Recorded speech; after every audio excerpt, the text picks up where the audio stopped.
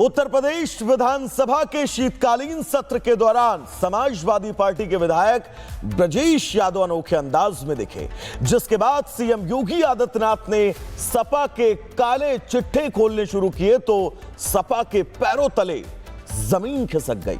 Report आपको दिखाएंगे।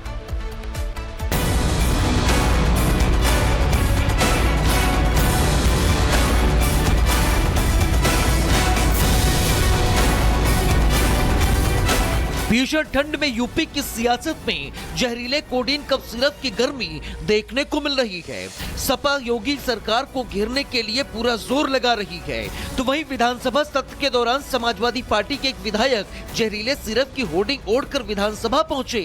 लेकिन जब सीएम योगी ने अपने दोनों डिप्टी सीएम के साथ प्रेस कॉन्फ्रेंस कर समाजवादी पार्टी की ओर उंगली दिखाई तो समाजवादी पार्टी के साथ आरोपियों के संबंध की परतें एक एक कर उतरने लगी।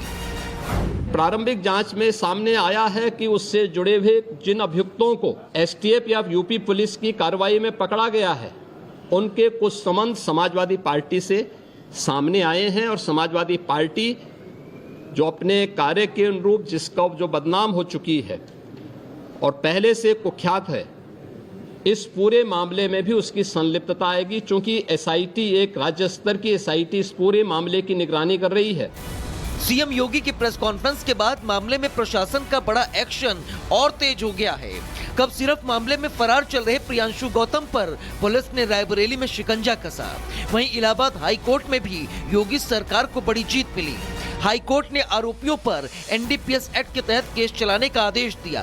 साथ ही आरोपी शुभम जायसवाल और उसके पिता भोला प्रसाद की गिरफ्तारी पर रोक लगाने की मांग वाली याचिका को भी खारिज कर दिया गया, जिसके लिए योगी सरकार की ओर से अपर महाधिवक्ता अनूप त्रिवेदी ने 4 दिनों तक आरोपियों की याचिका के खिलाफ बहस की। शुभम जायसवाल और उसके पिता भोला प्रसाद पर एनडीपीएस एक्ट के तहत केस चलेगा। आरोपियों की गिरफ्तारी पर रोक की मांग वाली याचिका कोर्ट ने खारिज कर दी।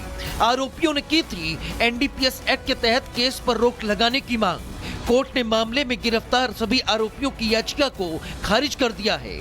वहीं अब सिरफ कांड में शामिल आरोपी भोला प्रसाद के मुख्य फर्म शैली ट्रेडर्स के तार समाजवादी पार्टी के नेताओं से जुड़ रहे हैं। शुभम जायसवाल के पिता की फर्म में सपा नेता का मोबाइल नंबर रजिस्टर्ड है।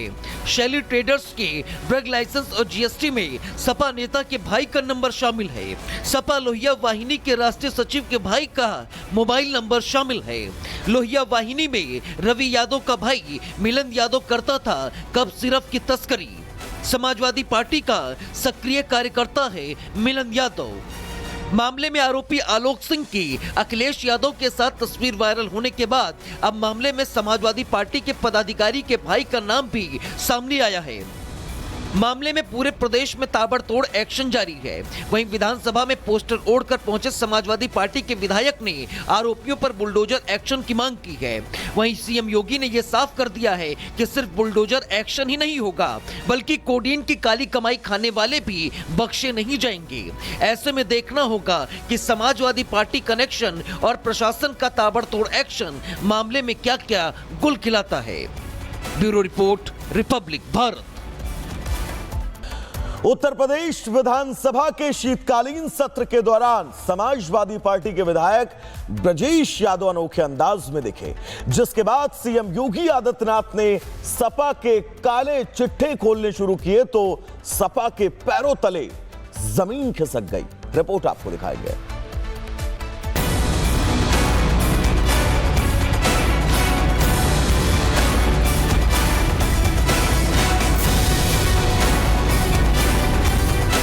भीषण ठंड में यूपी की सियासत में जहरीले कोडीन कफ सिरप की गर्मी देखने को मिल रही है।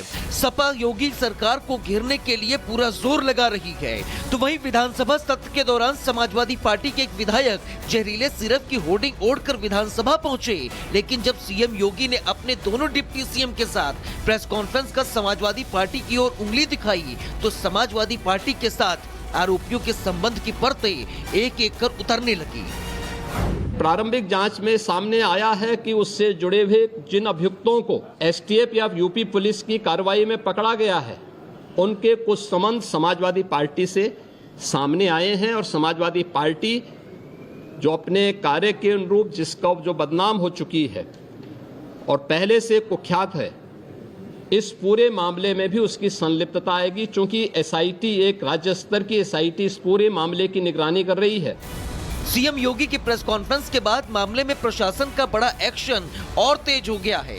कब सिर्फ मामले में फरार चल रहे प्रियांशु गौतम पर पुलिस ने रायबरेली में शिकंजा कसा, वहीं इलाहाबाद हाई कोर्ट में भी योगी सरकार को बड़ी जीत मिली। हाई कोर्ट ने आरोपियों पर एनडीपीएस एक्ट के तहत केस चलाने का आदेश दिया।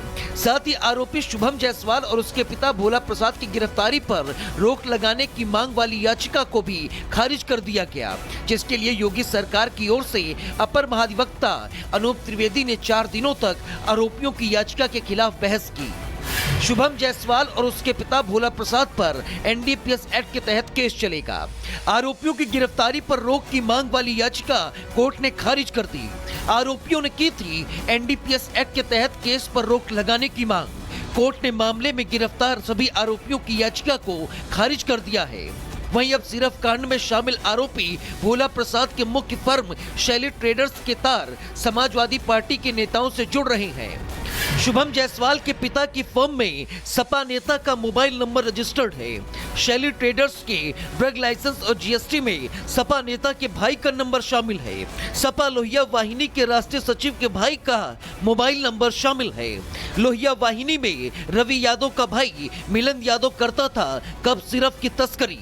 समाजवादी पार्टी का सक्रिय कार्यकर्ता है मिलन यादव। मामले में आरोपी आलोक सिंह की अखिलेश यादव के साथ तस्वीर वायरल होने के बाद अब मामले में समाजवादी पार्टी के पदाधिकारी के भाई का नाम भी सामने आया है। मामले में पूरे प्रदेश में ताबड़तोड़ एक्शन जारी है।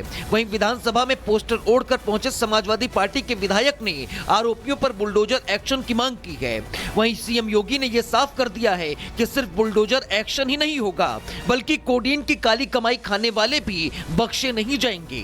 ऐसे में देखना होगा कि समाजवादी पार्टी कनेक्शन और प्रशासन का ताबड़तोड़ एक्शन मामले में क्या क्या गुल खिलाता है। Bureau report, republic Bharat.